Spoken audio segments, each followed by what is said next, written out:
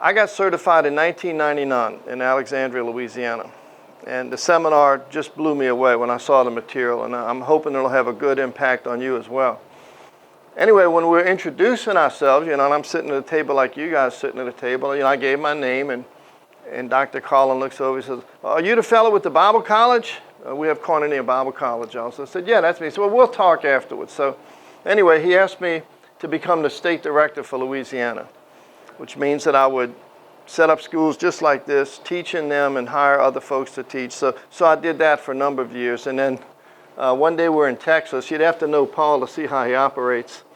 We're in some buffet line somewhere, and a bunch of people with us, and Paul comes up to me kind of quickly. I think this was 2005. He said, "David, I want to tell you something.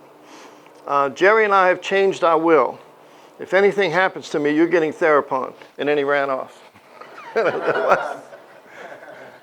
Anyway, in March of 2006, he turned the Thearpon Institute over to me, everything, the trademark, the inventory, and he's focusing on his prison ministry. He's at Lovelady, Texas, and I don't know if we brought any of the books, but I'll try and bring some tomorrow. He's at a prison called Eastham Prison in Lovelady, Texas. Several years ago, it made the cover of Newsweek magazine as the bloodiest prison in America. It was the worst prison in America. They brought some new wardens in, and Paul heard about it. He went and made his pitch with belief therapy, a faith-based counseling model now, in a maximum security state penitentiary in Texas, which has more people incarcerated than any other state in America. And when he made his presentation, the wardens, there was a group of wardens, it's a huge place, said, "Paul, this is just what these men need." And this was some 4 or 5 years ago, 5 years ago now. And so Paul is concentrating on that ministry. He's still very active with Thearpon, and he'll do schools with me from time to time. But he's got an office in the prison. He's got a counseling office in a maximum security prison. Now how odd is that? We went to the graduation, the 5th graduation, 2 or 3 weeks ago in Crockett. And the big boys were there.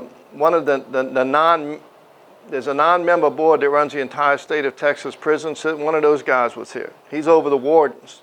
And all the group of wardens were there, his chaplains were there. So we go and we're looking at Paul's counseling office. It's in a gym, which they also gave him on the property. Big, regular-sized gym with the basketball courts and all of that. They gave it to him. And upstairs, got this counseling office. Well, he's showing the warden around. It's a new warden. And he's showing in the counseling office. And, I was being a little bit political here. So I said, Paul, of course I already knew the answer, but I said, Paul, how unusual is it, or how usual is it to have a counseling office in a state prison? He said, "Why don't you ask the warden?"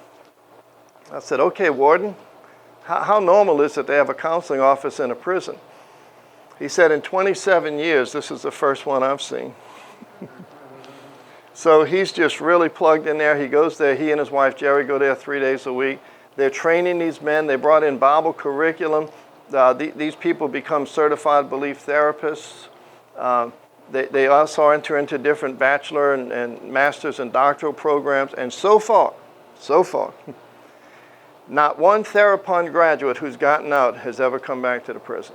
Never been rearrested, so far. So we just thank God for that.